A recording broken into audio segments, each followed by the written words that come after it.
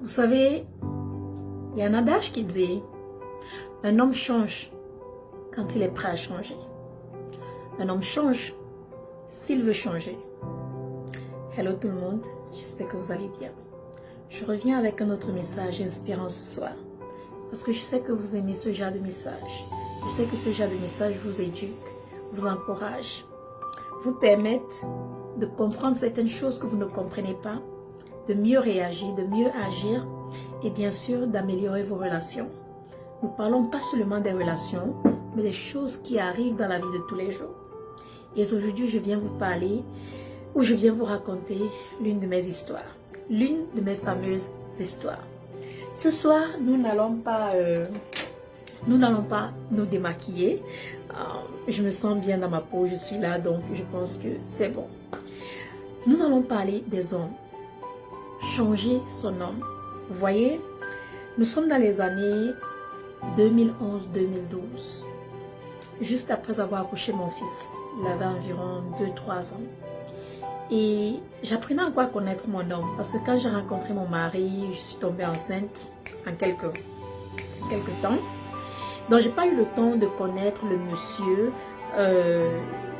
comme il fallait avant de me lancer dans la relation. Donc, j'ai commencé à apprendre à le connaître pendant que j'étais enceinte.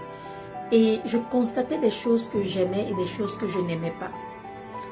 Et connaissant le genre de femme que je suis, très jeune que j'étais aussi, j'ai essayé de changer le monsieur. J'ai commencé à lui faire des remarques sur ce qu'il faisait de mal, ce qu'il faisait de bien, de tout ce qu'il ne faisait pas, de sa manière de s'habiller, sa manière de marcher, de parler, de manger. Je faisais les remarques de tout. Rappelez-vous, j'étais jeune mariée, jeune maman, et mon homme est plus âgé que moi, vous le savez. Lui, il a déjà vécu sa vie, il est responsable. Moi, je suis jeune et je ne comprends pas cela. Mais je suis là, je lui fais tous ses reproches, j'essaie de lui changer. J'essaie de lui dire non, il faut que tu fasses ci, il faut que tu t'habilles comme ça, il faut que tu manges comme ça, il faut que tu fasses ci, il faut que tu fasses ça. Mais le plus je me plaignais, le plus je trouvais des défauts, le plus je reprochais à mon homme pour des choses qu'il faisait et qu'il ne faisait pas, le plus mon homme s'éloignait de moi. Le plus mon homme s'éloignait de moi. Et je ne le savais même pas. Nous avons eu tellement de problèmes dans les premières 5 années de notre mariage. Il y avait trop de problèmes. Les chamailles, malententes, manque de communication, essayer de changer un homme. Et si vous le savez, comme je l'ai dit, il y a un adage qui dit, on ne peut pas changer un homme. Tu ne peux pas changer un homme. Un homme change s'il veut changer. Un homme change s'il veut changer. J'étais déjà tellement fatiguée de parler qu'un jour, j'ai sorti et je lui ai dit, je pense que c'est à cause de tes sales habitudes, c'est à cause de ta manière d'être qu'on va finir par divorcer un jour. Je pense que c'est à cause de ça que je vais te laisser un jour. N'oubliez pas, j'étais encore jeune. J'essayais de changer mon homme. Sans m'en rendre compte, j'ai dit des paroles blessantes. J'ai dit des paroles qui l'ont fait mal. Parce que j'essayais de lui rendre, c'est-à-dire de lui former, j'essayais de lui transformer en quelqu'un qui n'est pas. Et ce qui n'est pas juste, ce qui n'est pas bon, ce qui n'est pas bien. Alors un jour, nous avons visité ma belle-mère. Et pendant que nous y étions, je me suis assise avec elle. Je lui ai dit, mais je ne comprends pas pourquoi ton fils est comme ci, comme ça. Je viens chez toi, c'est l'opposé. Tu es une femme vraiment propre, tu es une femme vraiment comme ci, comme ça, mais ton fils, il n'est pas comme ça. Il refuse de faire ci, il refuse de faire ça, il refuse de faire tout ce que je dis, les changements que je demande, il ne veut absolument rien faire. Ma belle-mère me dit, ma fille, tu sais, après 45 ans de mariage avec ton papa ici, ton beau-père, s'il y a une chose que j'ai compris, c'est qu'un homme change s'il veut changer, quand il veut changer. Et s'il est prêt à changer, tu ne peux pas changer un homme. Tu ne peux pas forger un homme. Il n'est pas un fer, il n'est pas un caillou, il n'est pas une pierre. Tu ne peux pas essayer de donner une forme à un être humain. Ton mari a déjà une forme. Il faut que tu l'acceptes. Il faut que tu l'aimes avec ses qualités et ses défauts. C'est mon fils, certes. Je l'accepte comme il est. Mais c'est à toi, en tant que sa femme, de l'accepter avec ses qualités et ses défauts. Dans ses défauts, tu devrais trouver la beauté. Dans ses qualités, tu devrais trouver plus de beauté. Elle m'a parlé. Ça a résonné dans mon cerveau. Je suis rentrée à la maison. J'ai appelé ma maman.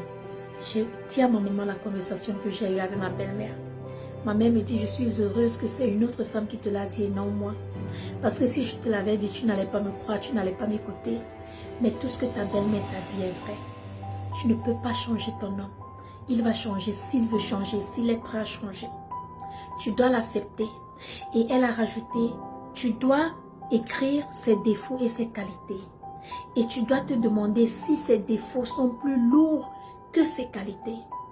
Et là, tu pourras faire ta décision.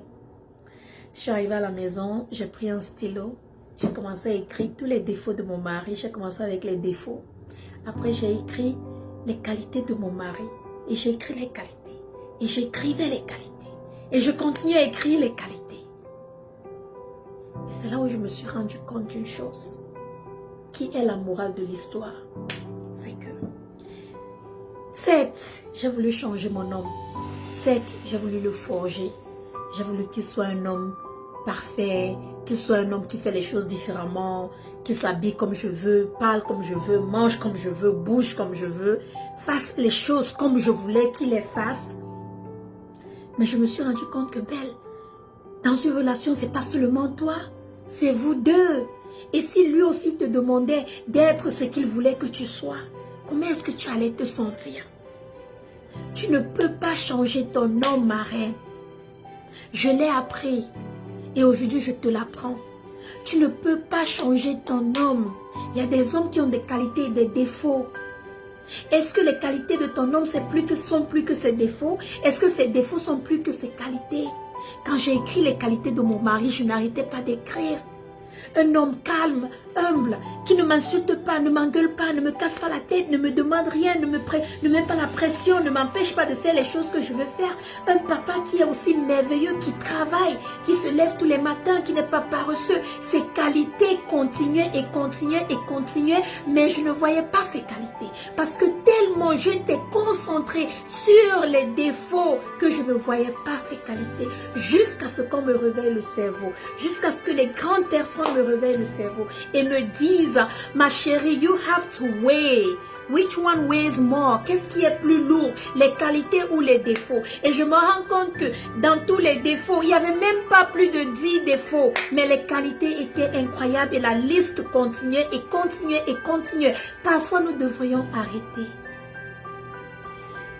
mettre une pause, respirer, regarder la situation comme si nous étions à la place de cette personne et nous demander comment réagirais-je? Comment réagirais-je si cette personne me demandait de faire tout ce que je demande à cette personne de faire? Parce qu'à la fin, on dit, traite les êtres humains comme tu aimerais être traité. Traite ton prochain comme tu aimerais être traité. Pourquoi est-ce que je traitais mon mari comme je n'aimerais pas qu'il me traite? Il a fallu que je me pose cette question. Il a fallu que je me réveille. Il a fallu qu'étant jeune, je devienne mûre, adulte, que je commence à réfléchir comme une grande femme, une femme mariée, une femme responsable. Comprendre que je ne peux pas changer mon mari. Et quand ce monsieur a constaté que j'arrêtais de lui dire tout le temps ce qu'il faisait de mal, que j'arrêtais de pointer les défauts, j'arrêtais de toujours dire tu as fait ci, tu as fait ça, tu ne fais pas ci, tu ne fais pas ça. Quand le monsieur a vu que je me concentrais sur moi, je faisais ce que moi, Belle, j'avais à faire dans le mariage. Je communiquais au lieu de parler. Je communiquais au lieu de gronder. Je communiquais au lieu d'être au-dessus de lui et hausser le ton. Quand il a constaté tous ces changements, le gars a changé sans que je ne demande qu'il change. Amen. Le gars a changé sans que je ne demande qu'il change. Aujourd'hui, toutes les choses sur lesquelles je me plaignais, c'est plus la même chose. Plus de 10 ans de mariage plus tard, c'est plus le même homme. Il a changé. Pourquoi? Pas parce que je lui ai demandé de changer, mais parce qu'il a changé quand il était prêt à changer. Ça a pris du temps, oui. Mais je ne prêtais plus œil, je ne prêtais plus oreille, je ne prêtais plus attention. Je me concentrais sur ses qualités et non sur ses défauts. Il est humain. Il n'est pas parfait. Nous avons tous des défauts. Je suis sûre que moi aussi j'ai des défauts. Mais il ne m'a jamais dit, il m'accepte avec mes défauts et même avec mes défauts et mes qualités. Mes reines, dans notre mariage, tu ne peux pas essayer de changer ton homme. Arrête d'essayer de rendre ton homme l'homme parfait. Aucune femme n'aura jamais l'homme parfait. S'il y a une femme là-dedans qui a un homme parfait, alors que Dieu vous bénisse. Aucun homme n'est parfait. Nous avons tous des qualités et des défauts. Nous devrions juste savoir les défauts que nous allons accepter et les défauts que nous n'allons pas accepter.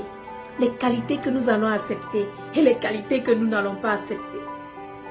Il n'est pas un saint. Il est un homme, un être. J'ai compris mon erreur. J'ai travaillé, j'ai appris, je me suis améliorée. 10 ans plus tard, c'est mon meilleur ami. Le mariage, la vie avec lui est plus à l'aise. C'est calme. Il n'y a pas de maux de tête. Il a toujours ses petits défauts comme moi. Les petites choses qu'il fait qui ne me plaisent pas comme moi. Mais à la fin de la journée, il n'est pas parfait. À la fin de la journée, je le choisirai au-dessus de tout homme qui pourrait venir auprès de moi. J'espère vraiment que cette vidéo va vous enseigner quelque chose, va vous ouvrir les yeux, va vous aider à comprendre quelque chose, va peut-être vous aider dans votre relation, va peut-être vous aider à mieux vous caser, mieux communiquer, mieux réfléchir avant d'agir, va vous aider. Merci d'avoir regardé et on se dit à la prochaine dans ma prochaine vidéo motivation. Je vous aime, que Dieu vous garde. Bisous, take care.